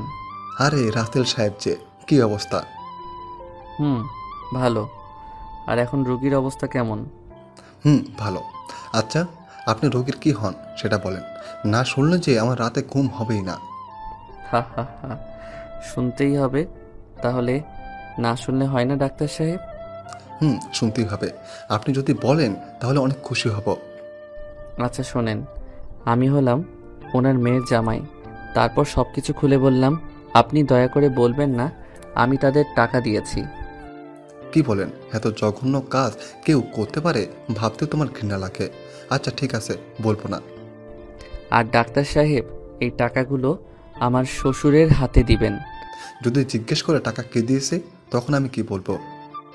আর বলবেন তাদের অতি পরিচিত কেউ দিয়েছে। আচ্ছা থাকেন, আমি অফিসে যাব তো দেরি হয়ে যাচ্ছে। বলেই আমি চলে আসলাম অফিসে। এইদিকে ডাক্তার সাহেব শাশুড়ির রুমে আসে। শাশুড়ির অবস্থা সব পর্যবেক্ষণ করে। আচ্ছা, এতদিন হলো আপনারা এই হাসপাতালে আছেন, তবুও কেউ দেখতে আসলো না কেন? হিয়ার বাবা একরাশ হতাশা নিয়ে বলল, আমাদের এই পৃথিবীতে কেউ নেই। একটা মেয়ে ছিল, কিন্তু আমাদের সাথে থাকে না। কেন, সে কি বিদেশে থাকে নাকি? না, কি করেছে বলি? আচ্ছা শোনেন।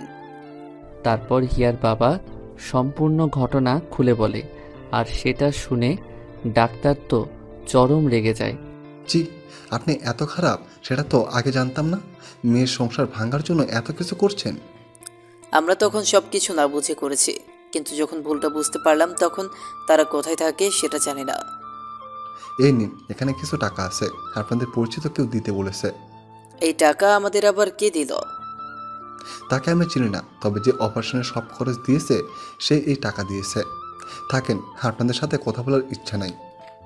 বলেই ডাক্তার চলে যায়। আর হিয়ার বাবা ভাবতে থাকে, তাহলে কি টাকা রাসেল দিচ্ছে?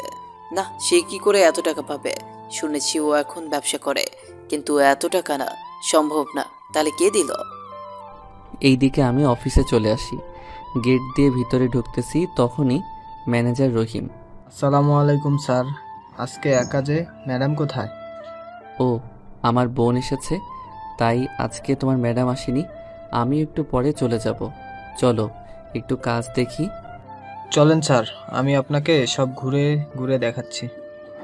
তারপর আমি রহিমের সাথে ঘুরে ঘুরে সব কাজ দেখে অফিসে জমে থাকা কিছু কাজ করে রহিমকে সব বুঝে দিয়ে বাসায় চলে আসলাম। কি করতেছিস বৃষ্টি? ভাইয়া দেখেছো আমি টিভি দেখছি, তাও জিজ্ঞেস করলে যে? করতে পারি না বুঝি? আর আমার মহারানী কোথায় রে, দেখছি না যে? ভাবি তো রান্না করে কাজ করছে, যে দেখো যাও, আমি টিভি দেখবো। আমি টিভি রিমোটটা নিয়ে দৌড় লাগালাম রান্নাঘরের দিকে। ভাইয়া ভালো হচ্ছে না কিন্তু। ভাবি দেখো, ভাইয়া টিভি রিমোট নিয়ে গেছে। এই তুমি কি দেখছো? এই বৃষ্টি টিভি দেখছে, তাও তুমি রিমোট নিয়ে আসলা কেন?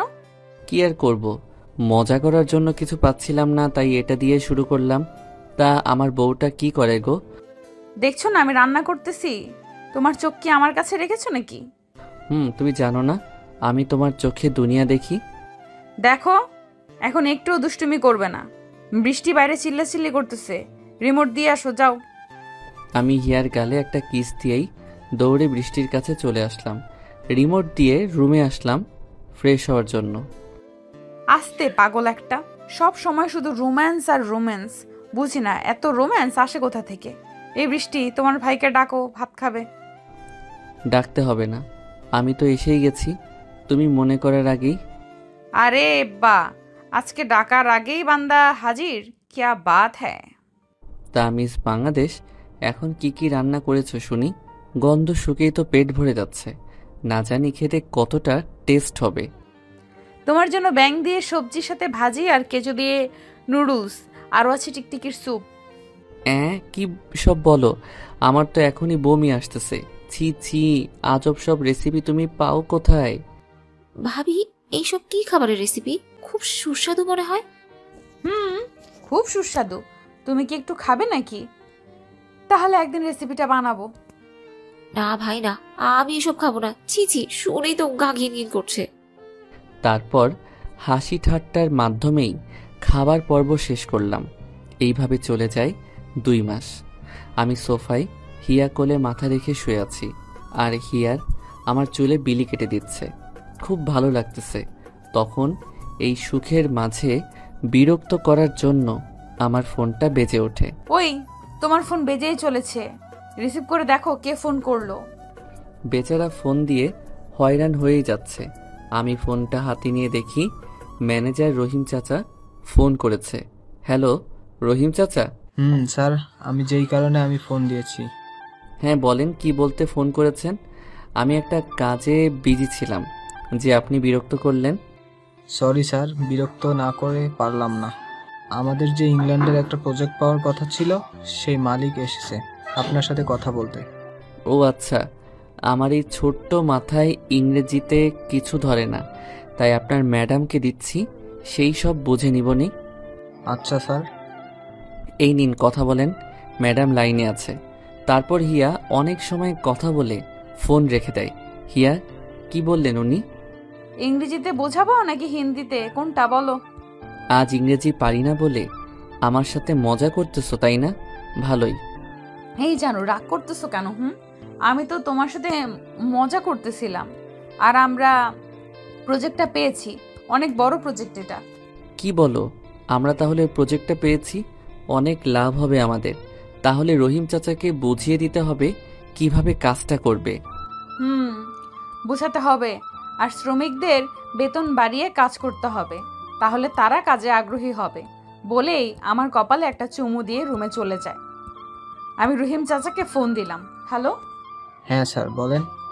শোনেন, এই কাজটা আমরা পেয়েছি, তাই আমাদের খুবই মন দিয়ে কাজ করতে হবে। তারপর ভালোভাবে বুঝিয়ে কল কেটে দিলাম। রাতে খাবার সময় এই হিয়া, আমার না ছোট বাবুদের সাথে খেলা করতে মন চায়, অভিমানী সুরে। এই, তোমার মাথায় আবার কি শয়তানি বুদ্ধি ঘুরপাক খাচ্ছে শুনি? হঠাৎ বাবুর সাথে খেলতে ইচ্ছে করছে যে? দেখো না, এই বাড়িতে যদি একটা বেবি থাকতো তাহলে কতটা ভালো হতো। আমারও তো ইচ্ছা হয় ছেলে মেয়ের সাথে খেলা করতে। এখন কোনো বাচ্চা নিব না, আরো কিছুদিন যাক, তারপরে বেবি নিব। তার আগে বলেছো তো নাক ভেঙে দিব। আচ্ছা বলবো না, কি আর করা, মন খারাপ করে বললাম। এই বাবুটা রাগ করেছে বুঝি। আসো আমি তোমাকে খাইয়ে দিই, হা করো আর শোনো, একদম আমার আঙুলে কামড় দিবে না বলে দিলাম। তারপর হিয়া অনেক আদরের সাথে আমাকে খাইয়ে দেয়, আর তারপর হিয়া অনেক আদরের সাথে আমাকে খাইয়ে দেয়, আর আমিও হিয়াকে খাইয়ে দিলাম। এইভাবেই আমাদের ভালোবাসার সংসার চলতে থাকে। দেখতে দেখতে পার হয়ে যায় আরও 3টি মাস। একদিন সকালে আমি নাস্তা করতেছি, আর হিয়া দৌড়ে বেসিনে চলে যায়, বমি করতে শুরু করে। একটু পরে আবার মাথা ঘুরেই পড়ে যায়। আমার তো কলিজা শুকিয়ে যায়। আমার সুস্থ বউটার আবার কি হলো? এই হিয়া, তোমার কি হলো? এইভাবে পড়ে গেলে কেন? কোনো কথা নাই। দৌড়ে গাড়ি নিয়ে হিয়াকে হাসপাতালে নিয়ে আসলাম। ডাক্তার ডাক্তার কোথায় আপনি? আরে রাসেল সাহেব, কি হয়েছে? এত উত্তেজিত কেন? দেখেন না আমার বউটার কি হলো। সকালে নাস্তা করতেছি, তখনই অজ্ঞান হয়ে পড়ে যায়। ও আচ্ছা, এই ব্যাপার। তাহলে আপনি এখানে বসেন, আমি দেখতেছি ম্যাডামের কি হয়েছে। বলেই ডাক্তার সাহেব একটা মহিলা ডাক্তারকে সাথে নিয়ে হিয়াকে পরীক্ষা করানোর জন্য চলে গেল। অনেকটা সময় পরে ডাক্তার সাহেব বেরিয়ে আসে। আচ্ছা ডাক্তার সাহেব বলেন, আমার বউটার কি অবস্থা? রাসেল সাহেব, তাড়াতাড়ি মিষ্টি খাওয়ানোর ব্যবস্থা করেন, আপনি বাবা হতে চলছেন। কি সত্যি বলতেছেন তো, নাকি আমার সাথে মজা করতেছেন? খুশিতে আত্মহারা হয়ে বললাম, আর কি যে বলেন না, এসব বিষয়ে কেউ মজা করে নাকি? আসলে আপনি বাবা হতে চলছেন। আমি আরও কিছু কথা বলে ড্রাইভারকে মিষ্টি আনতে বলেই হিয়ার পাশে গিয়ে বসি। হিয়া, কেমন লাগতেছে এখন? তোমার ওই হাসি মাখা মুখটা দেখলে আমার ভালো না থাকলেও, তোমার এই হাসি মাখা মুখটা দেখলে আমি ভালো না থাকলেও ভালো হয়ে যাই। তোমার এই হাসি মাখা মুখটাই আমার অসুস্থতার সময় ওষুধ হিসাবে কাজ করে। জানো হিয়া, আজ আমি অনেক খুশি। যা তোমাকে বলে বোঝাতে পারবো না। বলি হিয়াকে কোলে নিয়ে ঘুরতে থাকলাম। এই দুষ্টু কি করতেছো? ছাড়ো, সবাই দেখে হাসতেছে, দেখছো না? আসলেই তো, সবাই তামাশা দেখতেছে, সেই দিকে আমার কোনো খেয়ালই নেই। তখনই স্যার, এই নিন মিষ্টি। আমি ঘুরে ঘুরে যেটা সবচেয়ে ভালো সেই মিষ্টি এনেছি। এত মিষ্টি আনতে কে বলেছে রাসেল সাহেব? শুধু শুধু এতগুলো টাকা নষ্ট। এটা আমার খুশির কাছে কিছুই না। আর এই হাসপাতালে তো অনেক মানুষ, সবাইকে দিয়ে আমাদের জন্য দোয়া চাইবেন। আপনার কথা শুনে খুবই খুশি হলাম। আর শুনুন, এই সময় ম্যাডাম যেন কোনো কাজ না করে তার খেয়াল রাখবেন, আর এই ওষুধগুলো এনে খাওয়াবেন। আশা করি কোনো সমস্যা হবে না। আরে ডাক্তার, এটা নিয়ে কোনো চিন্তা করবেন না। আমি ওকে মাটিতেই নামতে দিব না, কাজ তো দূরেই থাক। দোয়া করি আপনার মতো এত ভালো মনের স্বামী যেন প্রতিটি মেয়ের হয়। তারপর আরও অনেক কথা বলে আমি হিয়াকে নিয়ে চলে আসলাম। এইদিকে হিয়ার বাবা তখন হাসপাতালে এসেছে কি যেন দরকারে। আমি আর ডাক্তার যে কথা বলছিলাম সেটা দেখেই আমাদের দিকে আসে, কিন্তু এসে ধরতে পারে না, গাড়ি ছেড়ে দিয়েছে। তাই মন খারাপ করে ডাক্তারের কাছে যাই। কি খবর? আর এমনভাবে হাঁপাচ্ছেন কেন? সেসব পরে আগে বলেন, একটু আগে যে একটা সাহেব আপনার সাথে কথা বললো, আপনি কি তাকে চেনেন? কেন চিনব না? সে তো এই দেশে নামকরা বিজনেসম্যান। এখানে এসেছিল তার স্ত্রীকে নিয়ে। কি, আমার মেয়ের জামাই এত বড় লোক? আচ্ছা, কি হয়েছে তার? রাসেল সাহেবের স্ত্রী মা হতে চলেছে, তাই এখানে এনেছিল পরীক্ষা করার জন্য। কিন্তু কোনো সমস্যা নেই, একদম ভালো আছে। আর তারা দুজনেই খুবই ভালো মনের মানুষ। ডাক্তার সাহেব, জানেন ওই সাহেব আমার মেয়ের জামাই। আমি তাদের কতদিন হলো খুঁজে, একটা নজর দেখে মরার আগে ক্ষমা চাওয়ার জন্য, কিন্তু সেটা মনে হয় আমার কপালে নেই। এখন পেয়েও ধরতে পারলাম না। আপনি কি তাদের ঠিকানা জানেন? তাদের ঠিকানাতে কি করবেন? আবার কিছু করার পরিকল্পনা করতেছেন নাকি? দয়া করে এইভাবে বলবেন না। আমি তাদের থেকে ক্ষমা চাইতে চাই। প্লিজ, তাদের ঠিকানা জানলে একটু বলেন। তখন ডাক্তার বুঝতে পারে আসলেই হিয়ার বাবা যা করেছে তা নিয়ে অনুতপ্ত। তাই ডাক্তার যা যা জানে সবটাই খুলে বলে। এটা শুনে তো হিয়ার বাবা কেঁদেই ফেলে। আমি তাদের ক্ষতি করার জন্য এত কিছু করেছি, আর তারা ঠিকই সেসব মনে না রেখে আমার বিপদে সাহায্য করেছে। আমি তো বাবা নামের কলঙ্ক। আরও অনেক কথা বলে হিয়ার বাবা বাড়িতে চলে আসে। আর বাড়িতে আসলেই হিয়ার মা বুঝতে পারে হিয়ার বাবা কান্না করতেছে। হেই, তোমার কি হয়েছে? কান্না করতেছো কেন? হিয়ার বাবা হিয়ার মাকে জড়িয়ে ধরে আরও জোরে কান্না করে দেয়। আরে এভাবে কান্না কেন করতেছো? একটু খুলে বলো কি হয়েছে। জানো, আজকে রাসেল আর হিয়াকে দেখেছি হাসপাতালে। আমার মেয়ের কি হয়েছে? তারা হাসপাতালে কেন এসেছে? আগে তো সব কথা শুনবে, তাই না? তার আগের কথা বলতে শুরু করো, তাহলে কি ঠিকভাবে কথা বলা যায় বলো? তারপর হাসপাতালের সব ঘটনা খুলে বলে, যেটা শুনে হিয়ার মাও কান্না করে দেয়। ওই চলো না, আমরা হিয়ার কাছে যাই। দেখবে আমাদের দেখলে একটুও রাগ করতে পারবে না। চলো, আমাদের দেখলেই সব ভুলে যাবে। আর আমরা যা করেছি তাতে আমাদের উপর রাগ করাটাই স্বাভাবিক। তারপর তারা আমাদের বাড়ির দিকে রওনা দেয়। অনেকটা সময় পরে আমার বাড়িতে এসে পৌঁছে যায়। দেখছো ইয়ার মা, কত বড় বাড়ি! এত সুন্দর বাড়ি আমি কখনোই দেখি নাই। অনেক বড় বাড়ি। বাইরে থেকে যত সুন্দর না জানি ভিতরে আরো কত সুন্দর। এইদিকে আমি সোফায় বসে পেপার পড়তেছি আর হিয়া রুমে শুয়ে আছে। তখনই বাড়ির কলিং বেলটা বেজে ওঠে। আমি গিয়ে দরজা খুলে অবাক হয়ে দাঁড়িয়ে থাকি, কেননা আমার সামনে স্বয়ং আমার শ্বশুর শাশুড়ি দাঁড়িয়ে। আমি তাদের পা ধরে সালাম করলাম, কেমন আছেন? আর আসতে কোনো সমস্যা হয়নি তো? বাবা, আমাদের ক্ষমা করে দাও, না বুঝে তোমাদের উপরে অনেক অত্যাচার করেছে। হ্যাঁ বাবা, আমাদের ক্ষমা করে দাও। আর আমার মেয়ে কোথায়? আমরা কি আপনাদের উপর রাগ করতে পারি বলেন? আপনারা আমাদের গুরুজন। আসেন, বসেন, আপনারা অনেক ক্লান্ত। হিয়া, হিয়া শুনছো? শুনতে পারতেছি তো, কি হয়েছে বলো? এভাবে ডাকাডাকি করো কেন? দেখে যাও কারা এসেছে, তাড়াতাড়ি আসো। আচ্ছা, তুমি তাদেরকে বসতে দাও, আমি আসতেছি। কি জানি এখন আবার কারা আসলো। একটু পরে হিয়া নিচে এসে দেখতে পাই তার বাবা মা সোফায় বসে আমার সাথে কথা বলতেছে। যেটা দেখে হিয়া অনেক রেগে যায়। এরা আমার বাসায় কেন? কে বাড়ির ভেতরে ঢুকতে দিছে এদের? হিয়ার বাবা মা তো হিয়ার কথা শুনে অবাক। কি বলছে এইগুলো? এই হিয়া কি বলছো এটা? এরা তোমার বাবা মা, তাদের সাথে এইভাবে কথা বলে? তারা আমার বাবা মা বলতেও ঘৃণা লাগে, আর তারা সম্মান পাওয়ার যোগ্য না। মনে আছে তোমার সাথে কি কি করেছিল? মারে, এভাবে বলিস না, আমাদের ক্ষমা করে দে। মানছি আমি তোদের সাথে অনেক অন্যায় করেছি। হিয়া ক্ষমা করে দাও।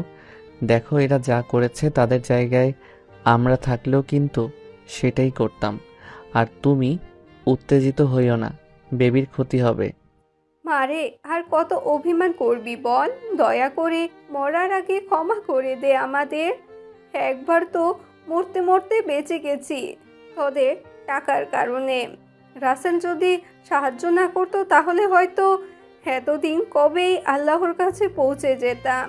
হয়তো আল্লাহ চেয়েছে তোদের সাথে দেখা হয়ে ক্ষমা চেয়ে নিতে পারি। হিয়া মরার কথা শুনে আর অভিমান করে থাকতে পারে না। দৌড়ে গিয়ে ওর বাবা মাকে জড়িয়ে ধরে কান্না করে দেয়। মারে, কান্না করিস না। আচ্ছা, বৃষ্টি মামনিকে তো দেখতে পারছি না। বৃষ্টি তো পড়াশোনার জন্য আমাদের সাথে সাথে থাকে না, অন্য জায়গায় থাকে। আজকে আসবে। এইভাবে কথাবার্তার মাধ্যমেই পার হয়ে যায় 7 মাস। এখন হিয়ার পেট অনেকটাই বড় হয়েছে, হাঁটতে হাঁটতে অনেক কষ্ট হয়। আমি তো চোখের আড়াল হতেই দেই না। সাথে শ্বশুর শাশুড়ি আর বৃষ্টি তো আছেই। একদিন সবাই বসে সকালের নাস্তা করতেছি, তখন দেখি হিয়া রান্নাঘর থেকে খাবার আনতেছে। হিয়া, আমাদের বাড়িতে কি মানুষের অভাব পড়েছে যে তোমার এই অবস্থায় কাজ করতে হবে?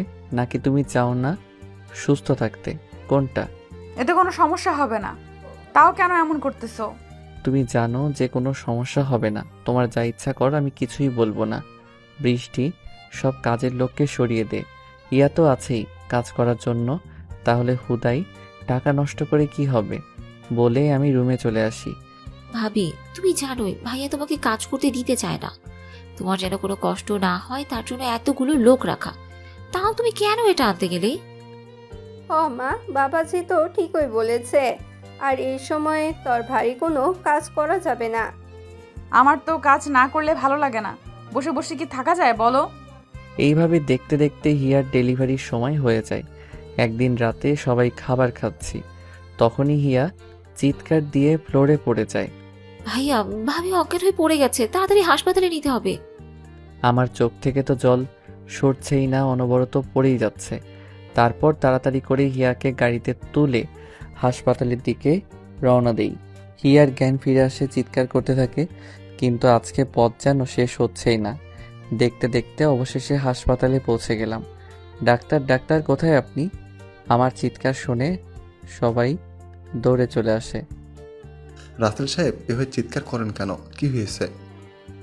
ডাক্তার দেখেন হিয়া কেমন করতেছে, তাড়াতাড়ি কিছু একটা করেন। তারপর ডাক্তার হিয়াকে নিয়ে যায় পরীক্ষা করার জন্য।